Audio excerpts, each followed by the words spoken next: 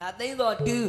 နော်ကျတို့သိန်းတော်ဆိုင်ထဲမှာဒီကလေးကမနက်ပိုင်းဧကန်တာဝန်ပဲပေးတာဟုတ်ပါညပိုင်းထဲကိုကလေးကိုပေးမတီးဘူးဘာလို့ပေးမတီးတာတော့တချို့ကသိန်းတော်ဆိုင်ငားတာသိန်းတော်ဆိုင်ငားတာကိုကလေးကဝန်းတီးနေရင်တချို့ကပြောမှလေပြောမှာတော့ဟောဗျာသိန်းတော်ကြည့်ရင်တော့ငားပါတယ်ဆိုဘုရားခန့်တော်ကြီးကဝန်းတီးနေတာတော့မင်းတို့ကစွန်းဆန်စိမ့်နဲ့ကြွက်ချီရောနေပြီတဲ့ဒီလိုပြောခံလိုက်ရရင်ကိုတူတော်မောင်ကိုကြွက်ချီနဲ့အနိုင်ခံလိုက်ရရင်ကြိုးလဲစိတ်ကောင်းမှာမဟုတ်ဘူးဘယ်ကောင်းမှာဒါကြောင့်မလို့ဒီကြွက်ချီကိုကျွန်တော်တို့ကညပိုင်းနဲ့မထည့်ဘူးဘာလို့လဲဆိုဒီကြွက်ချီကိုကျွန်တော်တို့ညပိုင်းနဲ့မှထည့်ပြီးအဲခံဖြော်ပြလိုက်ရင်တချို့ကသဘောမကျရင်အပြစ်ပြောမှာပြောပါလေဒါကြောင့်မလို့လဲဒီကြွက်ချီကိုကြောက်ပြုံသီးနဲ့ရောလိုက်စက်သားမလို့ကြောက်ပြုံသီးနဲ့ရောလိုက်အိုဝမ်မွေးစကားတွေပြီးမှပြောပါခင်ဗျာဟုတ်ကဲ့အခုတော့ကျွန်တော်တီးတာလေးကိုလိုက်ဆိုပေးပါအမသူတီးတာဆိုရမှာတီးတာဆိုပေးပါခင်ဗျာအမဒါလည်းညာတီးမှာမလဲလေအိမ်ကတိုက်ထားတာပဲတီးမှာမဟုတ်လားနော်အဲ့တော့နောက်ကနေပြီးတော့လိုက်ဆိုပေးပါခင်ဗျာဟုတ်တယ်ငင်းနေတယ်တကယ်ကွာဒီကောင်ကွာတကယ်ပါစကွာဒါကြီးအဲ့တဲ့မကရဘူးလေဘာမရလို့အဲ့တော့အတီးလေးကိုအရင်နားထောင်ကြည့်ပါခင်ဗျာပြီးမှဦးဝမ်မို့ဘာသချင်းလဲဆိုတော့ကိုလိုက်ဆိုပေးပါဒါကျွန်တော်တပည့်အိုက်ဘန်ပါနော်ဒါပြိတ္တတို့စကားမရင်ခွန်းလို့နော်ဒီပွဲကကျွန်တော်တို့ဒါတိုက်ထားတာတွေတီးမှာမဟုတ်ဘူးသဘောခွန်းနေပါတွေမပါဘူးကျွန်တော်တို့ကလက်တန်းတို့တီးမှာအဲ့တော့ကျွန်တော်ကတော့ထိမ့်ထိမ့်သိမ့်သိမ့်ရှင်းတော့စကားစင်ကြီးအောင်ပြောနိုင်တယ်ဒီကောင်တခါတလေပြောရင်ဘာတွေထပြောလို့ပြောမှမသိဘူးဟုတ်ပါတယ်စကားမှားတာလေးတွေပါသွားလဲခွန်းလို့ပါကျွတ်တောင်းမှန်တယ်ကျွန်တော်တပည့်ဆိုရင်မလို့သူကအခုမှသင်တုံးပညာတွေသင်နေတာပါဟုတ်သင်တုံးဘာတော့ဘယ်လိုသင်တုံးတော့သင်လေတုံးလေသင်လေတုံးလေသင်တုံးအဲ့တော့ငါတူရဘာတချင်းကိုတီးမှာတော့တိုက်ထားတာအများကြီးပဲနော်အချိန်မလောက်ဘူးအတီးလေးကိုအရင်နားထောင်ကြည့်ပါမင်းဘာတီးကျင်အောင်ပြောမင်းတီးတော့ငါဆိုမယ်လို့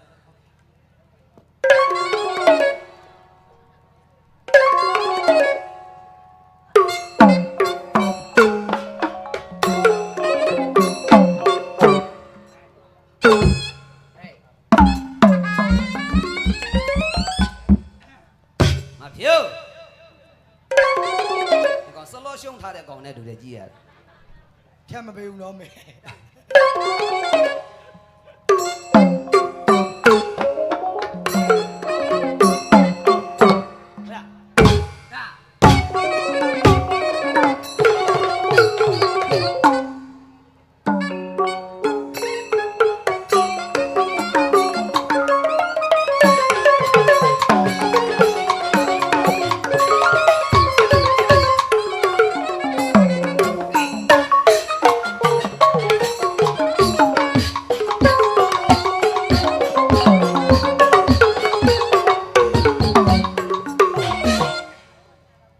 ကျွန်တော်တီးရဘာသချင်းလဲသိတာ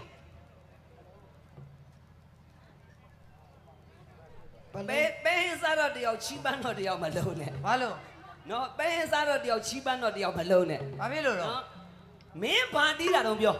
တိတ်အချိန်မလောက်လို့ဘာတီးတာတော့ပြောကျွန်တော်ဂရိတ်ဦးဖိုးစိန်ရဲ့သချင်းလေးတီးတာချန်တဲ့သချင်းတွေတီးစရာမရှိဘူးလားမရှိငါမှဒီမှာတနေ့ကုန်နော်နေပူကြီးစက်ခါထဲမှာနော်ကျူပူထွေးတို့ဟိုငါတလဲလုံးပတ်လာတာငါထမင်းကိုမစားရသေးဘူးနော်မင်းတို့တီးတော့မယ်ပြောလို့ငါဟိုမှာဝမ်းချစ်ကြီးငါစိတ်ယုံကုန်ထားခဲ့ပြီငါပြေးလာခဲ့ရတာနော်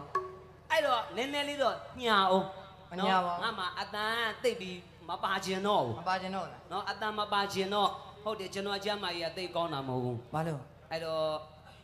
ဆိုတော့ဆိုပေးမယ်အတန်မရောက်ရင်တော့သီးခံအေးပေါ့နော်ဒါပေမဲ့လို့ဒီတချင်းကမင်းသားတချင်းမော့လားမင်းသားတချင်းဂရိတ်ဥပိုးစိန်တချင်းမော့လားဟုတ်ကဲ့ကျုပ်တယောက်တည်းဆိုလို့မရဘူးဘယ်လိုဆိုမအောင်နော်ကျုပ်မှာဆိုဖို့ရအတွက်ကျုပ်ရှာရအောင်မှာရှာအောင်မှာတကယ်ကျမ်းမာကြီးကမကောင်းဘူးကျွန်တော်ဆိုလို့ရှိရင်အခုစေးတောင်းနေရတဲ့ဟဲ့အောင်ငါတောက်တဲ့စေးပါတော့အဖြူဝိုင်းလေးတွေအဖြူဝိုင်းဩ trust bar ကျွန်တော်အဲ့ trust bar တောင်းနေရတယ်အခု trust bar နဲ့တူတာရှိပါသေးတယ်တို့ဘာလို့ငါတော့မင်းတော်မှပြောင်းသေးရတယ်အဲ့ဒါလွဲနေရဆိုတာလေးပါတော့အနက်ကျစင်အဲ့ trust bar နဲ့ energy စင်နဲ့မင်းဘယ်လိုခွဲအောင်အဲ့ဒါလွယ်တယ်လေဦးဝမ်းမွေးဘယ်လိုခွဲငါမခွဲတတ်ဘူးအဲ့စေးနှမျိုးအဖြူဝိုင်းလေးက trust bar အဲ့အလဲကောင်မှာအကွဲလေးပါရဲ့အဲ့ဒါအနက်ချက်စင် ဩမင်းခွန်းကြီးကလွေးလိုက်လား လွယ်တယ် ဟိုအလဲကောင်မအကွဲမပါရင် trust ပါ trust ပါ အလဲကောင်မအကွဲလေးပါတာကအနက်ချက်စင် အနက်ချက်စင်ရတာ ဩခုမှသိတာယူတော့မင်းမပုံမှန်နီးလေးကလည်းထူးဆန်းလာပြီ အာလွယ်တယ်အလွယ်နည်းနဲ့ ထားလိုက်တော့အဲ့ကိုကြမ်းမိုင်မကောင်းတာတွေဘေးချိတ်အခုတချင်းဆိုမဲ့ grade ဥပိုးစိန်တချင်းငါတယောက်တည်းမဆို ဘယ်လိုဆိုမအောင် နောက်ကအနက်ချက်စင်လေးရောခေါ် ဟေး လာ အစိုးတော့ မင်းပြောတော့အလေကောင်ကအကွဲလေးပါရင်အနက်ချက်စင်ဆို ဟုတ်တယ်လေ ငါတယောက်တည်းမဆိုနိုင်ပါဘူးဗျာ ဘယ်လိုဆိုမှတော့လို့ နောက်ကအနက်ချက်စင်လေးခေါ်လိုက် အစိုးတော့လို့ မင်းတို့ပြောတော့အလေကောင်အကွဲလေးပါရင် အကွဲချင်းရောနေပြီ အခုမကွဲတော့ဘူး မတူဘူးလား မကွဲတော့ ဘယ် ဘူး လိုဖြစ် တောက်ချောက်ချုပ်ပလိုက်ပြီ ဆိုမဲဆိုမဲအတန်မရောက်ရင်တီးခါနော်အတန်နည်းနည်းပန်းလာလို့ချီးစတင်လိုက်တယ်ကိုကျွန်တော်ဝမ်းမိုးဗျသွားတော့မယ်ရောက်ပြီမသိမှကြောက်တယ်အမြင်မှကြောက်လို့ချီးစတင်ပါတယ်ဟုတ်ကဲ့မှန်တာလိုက်တာကျွန်တော်လူရှင်တော်လောက်ခါစားတော့စူပေးမာဘူးတယ် ဘယ်လိုမှဘူးလို့တော့ ကျွန်တော်လူရှင်တော်လောက်ခါစားတော့စူပေးမာဘူးတယ် ဘယ်လိုမှတော့ ကိုယ်လည်းလူရှင်တော်စလုပ်တဲ့နေ့ဆိုတော့စူပေးရဘာမှကြက်မရှိဘူး အဲ အကိုကြီးတယောက်ကစုလာကြတော့နောက်ကအဖေလှုပ်တဲ့လူကငါသားတယ်အဲ့ဒါစုပေးလိုက်ပေးလိုက်တယ်ဆိုဟုတ် စူပေးရ ဘာဘာစုပေးမှကြက်မရှိတော့ကိုလည်းပါဇက်တက်တွေရပေးချရတာ ပါပေးလိုက်လို့ ကျွန်တော်ကိုလားစုချတယ်ကျွန်တော်အကိုကြီး အဲ ယခုလိုကျွန်တော်စုချတဲ့အကျိုးအကြောင်းကောင်းရာသူကတိလားပါစေလို့စုပေးလိုက်တာပြန်တော့ပါလို့ငါဘယ်ရတော့လို့တော့အဲ့တော့ ဒါသာဆိုမဓာတ်နဲ့လိုက်ထိုးပါ အဲ့နည်းနည်းစိုးကြည့်လိုက်မယ်နော်အတန်ပါမပါတော့မသိဘူးနည်းနည်းစမ်းကြည့်လိုက်အောင်တော့တဲ့ဘောမှာကျုံရဆောင်ရဘုံဘုံကလော်ကီမကာမစိတ်နဲ့ဘုံစင်ငါရွေမ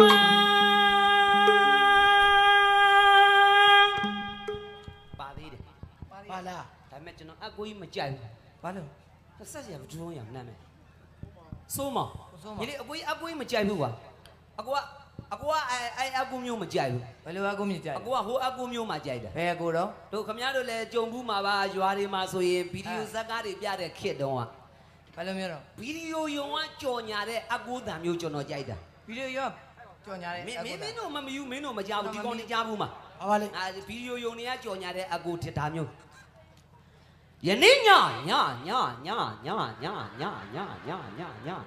ရုံတင်ပြတာမဲ့ဇက်ကလေးရဲ့အမီနာမကတော့တီဟာတင်ဆိုးမြတ်သူစားအဲ့အတမျိုးတွေကဒီခေတ်ထဲမှာမရှိတော့ဘူးကွာခုခေတ်စိုင်းတော်များများလဲအဖတ်သုံးရင်ဟောတွေပဲသုံးတာ မမူပါနဲ့ဆရာရဲ့ ဟမ် အဲ့လိုအကိုမျိုးကျွန်တော်ရတယ် ဟမ် ကျွန်တော်ရတယ် မင်း ဟုတ်တယ် အဲ့အကိုမျိုးဖြစ်အောင် ကျွန်တော်လုပ်ပေး မ မယ် င်းကလုပ်ပေးမှာ လုပ်ပေးမယ် ဘယ်လိုလုပ်ဖြစ်မှာလို့ ရပါတယ်ဆိုကွာ အဲ့ဒါငါစမ်းကြည့်လိုက် စမ်းကြည့်လိုက် စမ်းကြည့်လိုက်မယ်နော် စမ်းကြည့်လိုက်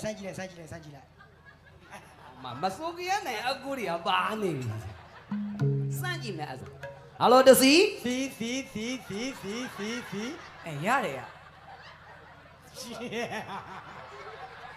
မိုက်က1 2 2မောတာဟဲ Sanchezချက် အဖေ အေး မရဲလိုက် မရိုက်ဘူးနော်ဆရာမရိုက်ဘူး အထင်းနေမမန်းတဲ့တောင်ပန်းငါကတော့နေကြရဒီကောင်ငါစော်ကားတော်မှာလို့ စောကားတော့မဟုတ်ဘူး ဟာလို့ အဖေဆိုတော့အဲကိုတာဟေးလာမှာလေ အဖေအော် ကျွန်တော်မရိုက်ဘူးလေ အကူကအဖေအော်ငါထူးတယ်မလို့ ဘူးတာမဟုတ်ဘူး ထူးတယ်မလို့ပြန်ပြောမယ် ပြောကြည့် ဟယ်လိုတစီ စီ မိုက်က1 2 2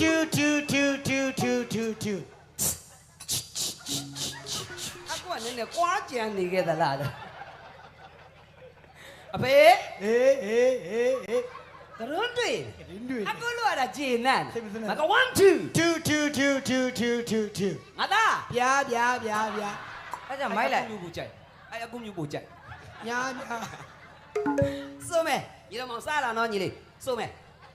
တောင်းနေတဲ့ဘောမှာကျုံရဆောင်ရ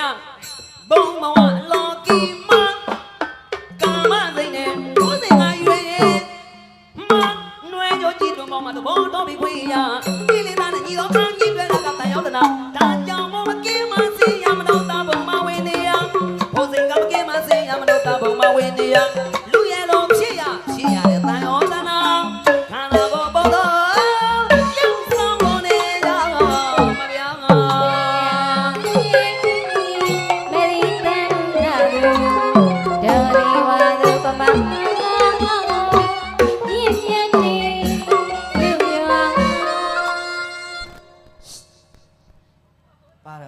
အနကျစင် အစိုးတော်လို့ အစိုးတော် အလေကောအကွယ်လေး ဒါမေးလိုက်တော့ဗျာ တောက်ကြောက်ချုပ်ထားတာလို့မပြော ဘယ်နေရာကတာဝန်ယူဆိုတာလဲ ပကုံးမြနေရက ကျမဘယ်သူမှမသိဘူးလားတိုက်တာတပွဲရှိတယ်ဘယ်သူမှမသိဘူးလို့ပြောရတယ်ရလား ဗျာ ဒါကဂရိတ်ဥပိုးစိန်နဲ့ ပကုံးမြ ပကူးမြ ဒါအတွဲတွေ ဟုတ်တယ် ရှေ့တုန်းကနော်ပကုဂရိတ်ဥပိုးစိန်ဆိုပကူမြရွှေမန်းတင်မောင်ဆိုအလင်းကားကျော်သားဘဘဥရွှေမန်းတင်မောင်နဲ့တွဲတဲ့မင်းသမီးတို့အောင်တန်းတင်းတို့မျိုးချစ်စိန်တို့ ဟုတ်တယ် နော်ဒါသူအတွဲတွေ သူ့အတွဲနဲ့သူ အတွဲညီမဒါမှအာသန်နှာသန်ပြီတာလေအာသန်နှာသန်ပြီးမှအာသန်ဆိုတာကြဒါမျိုးစောနာလိုမျိုးအာသန် ဘယ်လိုမျိုးလဲ တော့ရတယ်တဘောမကျုံရဆောင်ရဒါမျိုးဆိုပြိတ္တကအာသန်ဆိုတာမပြီးသေးဘူး အာသန်ဘသူပြီးတော့ဆိုမင်းသားမအာဆိုတဲ့အတိုင်းဟိုဝနကျော်တင်စင်အောင်မင်း ဘလို့လေ အာသိတ်ကော ဘလို့လေးပါလေ ရေသေနာ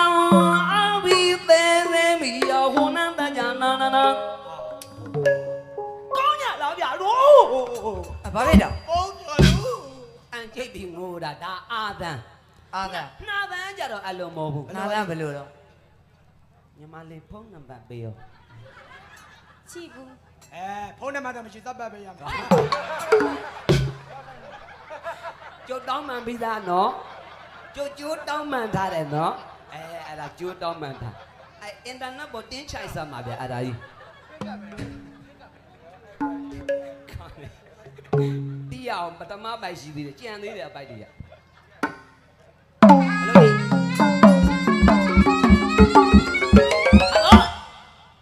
ဆိုင်စီယာကျွန်တော်ညီသိန်းစော်ရဲ့တူတော်မောင်အမမမို့မို့ကြီးရဲ့တာဦးစောထွေးတော်အောင်ကြံရဲ့ညီမောင်ဝမ်းမို့ရဲ့တူဟဲ့ငါပြောနာနဲ့ဆိုင်တီးရမှာမဟုတ်တော့ ဟုတ်တယ် မော မော တွေကိုကုံတော့ ခွေးလို့လိုက်မရ တော်သေးတယ် ဆွတ်ကျင်လို့လား ကျိုးလာမယ်ပထမပိုက်ပါလေတော့နော်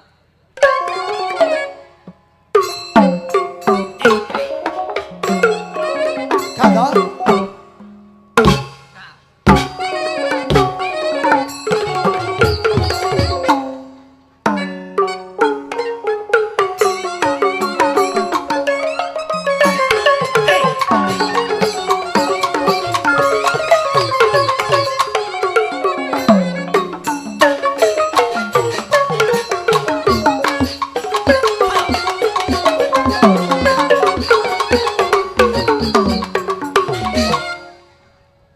ဒုတိယပိုက်သွားတန်တရားဝဲအောင်ခါမလဲမလွေးနိုင်ညာရဲစူလေးနော်တဲ့လို့လာမေတူလူရာတန်တရားဝဲအောင်ခါမလဲမလွေးနိုင်ညာပါလေစူလေးနော်တဲ့လို့လာမေတူလူရာမင်းတို့ကြောင့်တို့မှမြည်ကြည့်ကိုသာမင်းသားရတယ်ညကျေပြလိုက်တာမင်းတို့ကြောင့်တို့မြည်ကြည့်ကိုသာမင်းသားရတယ်ညကျေပြလိုက်တာမာနစိတ်မမထားနဲ့တရားလာရှောင်းကြည့်မရှောင်းကြည့်မနှောင်းစင်လားရှောင်းကြည့်မနှောင်းစင်လားတရားပြလို့နာချပါဦး မရီယာပြေးမေရီတန်နာဒေါ်လီဝါဒပမညစ်ညစ်တီလူရော တော်ပြန်တော့ ဟာတော့ ဘာလို့တာတော့ ဘာဖြစ်လဲပါပါဘူးဘာဖြစ်လဲ ငါ့ကိုခန်းခံပြီးတော့မပြောနဲ့ ခံမပြောနဲ့ ဘာဖြစ်လဲခံပြော ငါ့ တော့ ကိုခန်းခံပြီးတော့မ ခံ ပြော ပြော နဲ့ တော့ဘာဖြစ်လဲ အမမခံနဲ့ကျွန်တော်ခံလိုက်မယ်လား အမလမ်းမကြရင်မခံဘူး လမ်းကြ လမ်းမကြရင်မခံ မှန်တယ်အမလမ်းမကြမခံနဲ့ လမ်းကြရင်ဒီမှာကျွန်တော်ဆိုတာပြိဿတို့နှစ်ပိုင်းရှိပြီနော်ကျွန်တော်မှာတော့လေဘောင်မကျုံရဆောင်ရလွဲတာမဟုတ်ဘူးအတန် ဒီအတန်နေထားတဲ့ဒီမှာဒါမျိုးတွေကဆိုလို့ရတယ် ဟုတ်တယ် အပေါ်တန်းနဲ့အောက်တန်းနဲ့တချို့ဒီအတန်းကိုမကွဲတာတချို့ အပေါ်တန်အောက်တန်ကွဲတာ အချင်းနာဆိုနာအပေါ်တန်းအောက်တန်းကိုမကွဲတာ ဘယ်လိုမျိုးပါလဲကွဲ အ တာ ပေါ်တန်းဆိုတာလာရတာကြည့် အမ် တော့နေတယ်မောင်မကျုံရဆုံရဒါအပေါ်တန်းနေ ဒါအပေါ်တန် အဲ့ဒါအပေါ်တန်း အပေါ်တန်ဟုတ် အောက်တန်းကြအလုံးမဟုတ် ဘယ်လိုမျိုးတော့ အောက်တန်းကြတော့အတန်းကြားလိုက်လား ကြားလိုက်မကြောက်ဘူး မကြားလက်ကိစ္စမယူခဏနေအနံ့ရလိမ့်မယ် အေး ရီတဲ့လူတွေဤပေါက်တယ်တေးချသွားရတာ ကျုပ်ကတာစိုးနေရတာဗျာဗါတဲ့ အမ် တော့နေတယ်မောင်မကျုံရဆုံရပထမပိုက် ပထမပိုင်းအမ် ဒုတိယပိုက်ကတန်လျာဝဲအော်ကမလေးမလွေးနိုင်ကြပါလေ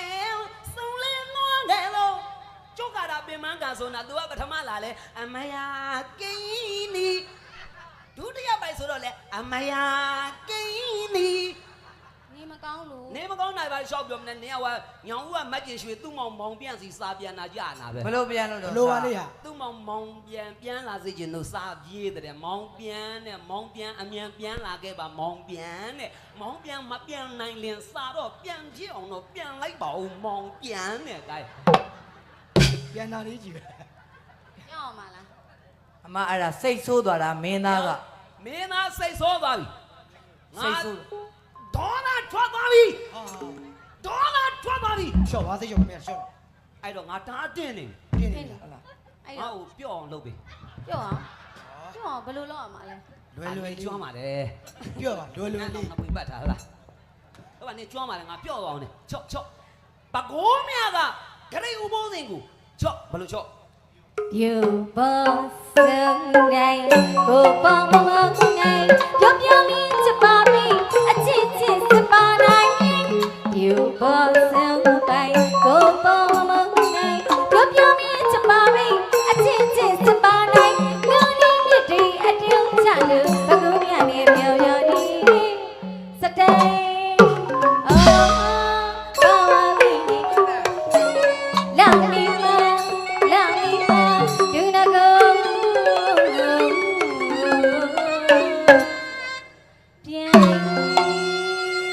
မင်းသမီးကတော့သချင်းနဲ့ချစ်ပြီးသချင်းနဲ့ချော့တာ ပါပြီလား ဒီမှာလူပညာသမားတွေအကုန်လုံးသိတယ်ငါအမအတန်လွဲသွားတာလည်းအကုန်သိတယ် သိတယ် တကယ်ဆရာကြီးတွေယူရအကုန်လုံးဩဃာသပါမကျင့်ဘူးအဆူ အဲ့ဒါပြော ပြော တာ တာကတေချာမှမပြတာကျမကို မှတ်တာငါညမအဆူတော့လှုပ်ရှားတော့မယ်ကြံရင် အဲ အဲ့ရကနိုးနိုးချင်းတပုတ်ဆူပါ အဲ့ရလို့ချင်းတပုတ်ဆိုရမယ် ထွေးနီ အော်ထွေနီ ထမင်းမစားခင်နှစ်ပုတ်ဆူ နှစ်ပုတ်ဆို ထမင်းညစားပြီးသုံးပုတ်ဆူ သုံးပုတ်ဆို နော်အဲ့နေ့လေအဲ့ဟိုနေ့လေထမင်းမစားခင်ငါးပုတ်ဆူ ငါပုတ်ဆို ဟောရေချိုးပြီးရင်6ပုတ်ဆူ ဟမ် ကျင်ရတယ်ဆိုတယ်မလားနဲ့ ဘိုင်း ဆိုတော့ဆိုတယ် ရေမချိုးခင်9ပုတ်ဆူ ရေမချိုးရင်5ပုတ်ဆိုဟုတ်ပြီ ရေချိုးပြီးရင်6ပုတ်ဆူ ရေပုတ်စီ6ပုတ်ဆို ဆိုလားဆိုမှာပါ ဆိုမှာပါ သူမဆိုးတော့ဘူးဟေးရပြင်းမိကောက်ထောင်ချိုးတာလေ အစိုးကျင့်ရတာဗျာငါအမရဲ့နော်ကျင့်အဲ့တော့ငါတို့ ဆရာမင်းသမီးက ဒီဂရိဥပုံးစင်ကိုချောတော့ဆိုင်းရဘယ်လိုတီးမလဲ ဆိုင်ကဗလာလိုလေးဒီလိုပြန်တီးတယ်ခင်ဗျာ လက်တီးက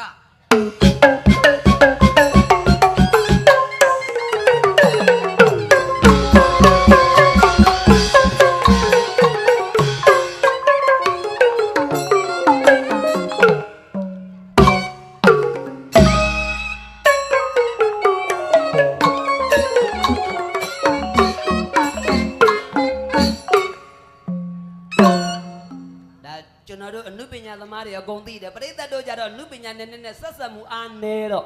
ဒါတွေကသိနိုင်မှာဘူးကျွန်တော်တို့မှဒီသမိုင်းတွေမထိမ့်သိရင်ဘယ်သူထိမ့်သိမှာတော့ ဟုတ်တယ် အဲ့တော့ရှေးတုန်းကမင်းသားမောရင်မင်းသမီးချော့တယ်မင်းသမီးမောရင်မင်းသားချော့တယ်မင်းသားတွေကြဘယ်လိုချော့တယ်မှတ်တော့ ဘယ်လိုချော့တော့ ရှေးတုန်းကမင်းသားချော့တာမင်းသမီးမောလို့မင်းသားချော့တာနော်အပြ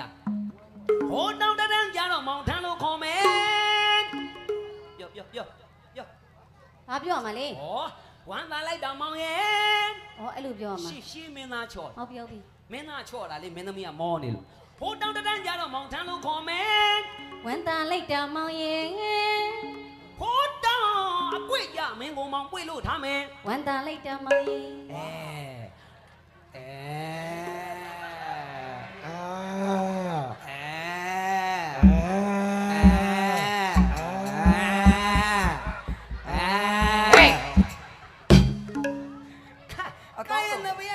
လိုက်လာတာ तू ကပြန်လုံမယ်နော်အစင်ပြေတယ်နော်ရှေးတော့ကဟိုတောင်းတန်းကြတော့မောင်ထန်းလို့ကောင်းမင်း ဝန်တန်လိုက်တာမောင်ရဲ့ငယ် ဟိုတောင်းအကွေ့ကြမင်းကိုမောင်ပွေလို့ထားမယ် ဝန်တန်လိုက်တာမောင်ရဲ့ ဟိုတောင်းအစင်ကြတော့မင်းကိုမောင်နင်းမအောင်မယ် ဝန်တန်လိုက်တာမောင်ရဲ့ နင်းကိုပေးဦးမှာ အပူတွေထုတ်ခဲ့အောင်မအဲ့တောင်းစင်းမှာအပူထုတ်ခဲ့အောင်မ ရှိတ်နဲ့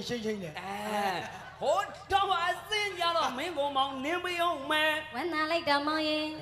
ဟိုတောင်းရိုးကြမှာဝန်သားလိုက်တောင်းမောင်းရဲလို့လေ ဟေး ဘယ်လိုကြီးလဲ တောင်ရွကြမှာဘယ်လိုဝမ်း ရှင်းအောင်ပြော မကြိုက်တယ်လို့ပဲနော် ရှင်းအောင်ပြော မကိုက်တော့ အိချာကြိုက်အောင်ပြော အဲ့ကလေးမှလူကြီးမလဲသေး ဟုတ်တယ် ဘူးဒီမလဲသေး ဘူးဒီဘုံမပွဲပြီးမှငါလူကြီးသွန်းပေးရအောင် ဩ ဒီကလေးမှလူကြီးမလဲဘူးလူကြီးသွန်းပေးရအောင် လူကြီးလျောက်ပြောပါမ မ ရ င်းလူကြီးသွန်းရမယ်လူကြီးသွန်း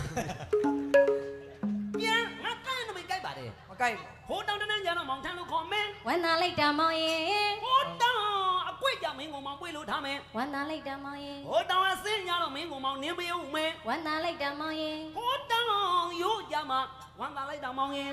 ဘာဝန်တာ ဘာဝမ်းသာတာတော့ဆက်ဆိုလီ တောင်းရိုးမှာ တောင်ရိုးဘာဖြစ်တော့ ငါ့ကိုဘာလို့လို့ပေါ့မင်းတော်သိချင် သိကျင်တာပေါ့ဟာ ပြုတ်ပါရ ပြောကွာရ ပြုတ်ပြီပြီးပြီ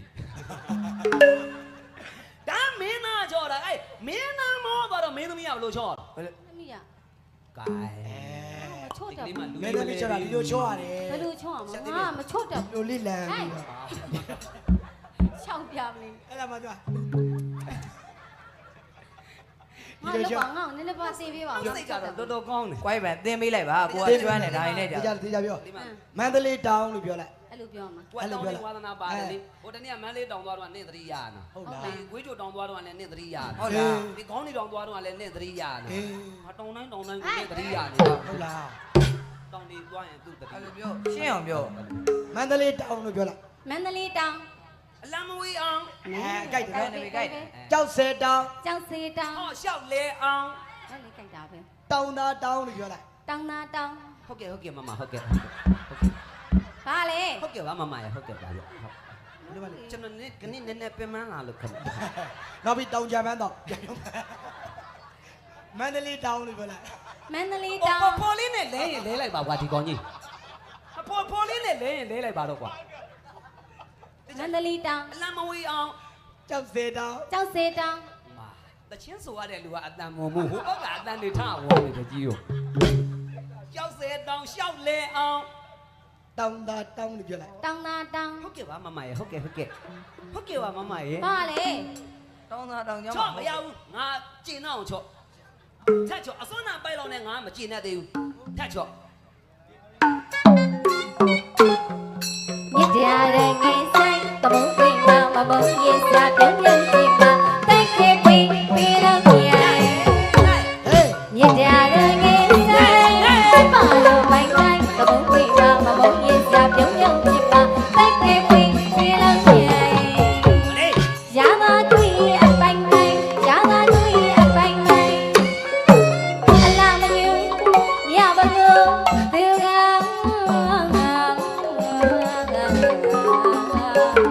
အပိုင်ရောင်ရောင်တွေ့အပိုင်တိုင်းရောင်ရောင်တွေ့အပိုင်တိုင်းအလားရဲ့သွင်းလေးလိုက်တိုင်းသဘောကကောင်းပေါင်းနေစီကျမမမလို့ပြောင်းပြောင်းချင်မဲ့စလိုက်ရောင်ရောင်တွေ့နေလာမိပါတကူခိုင်အောင်ဆိုင်နာလာမိနေပါဝီပြီးစ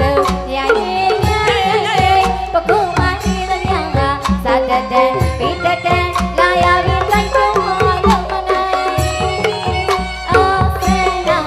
လာမိနေပါဝီပြီးစရရဲ့ပကုမနေသမျှကစာတတ်တဲ့ပိတတ်တဲ့လာရပြီးတိုက်တွန်းမလို့မနိုင်မခါတော့လို့ဆိုတော့ဆန်းတဲ့တော့ရှိပြီးရင်ပြီးပါကြတ်တဲ့ဆိုင်မနိုင်ရှင်းနေရုံပကုမကြည့်လာလိုက် ပန်းနဝေ ရှင် ကျေးဇူးတင်နေဟာ ဟုတ်ကဲ့ပါ နင့်ပေါ်မှာထားခဲ့တဲ့အညွတ်တေးအာဃာတတွေငါခွာချလိုက်ပါပြီ ဘာဖြစ်လို့လဲ အဲ့တော့လေနင်းနဲ့ငါနဲ့အရင်လိုလေးပြန်နေရအောင်ဟာ အရင်ကဘယ်လိုနေလို့ လဲ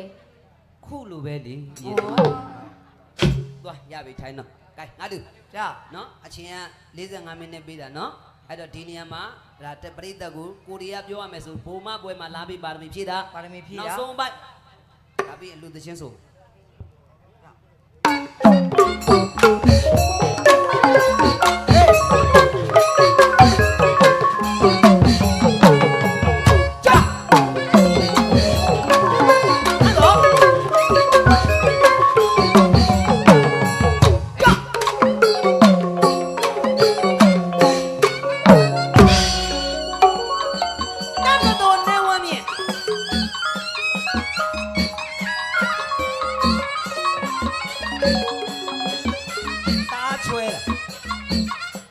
ချွဲတာ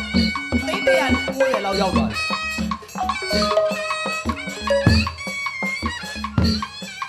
တိတ်တော်နဲ့လွဲတာ10နှစ်လောက်ရှိပြီတိတ်တော်ကလက်မလွတ်ဘူးဒီဆုံးမှကြောက်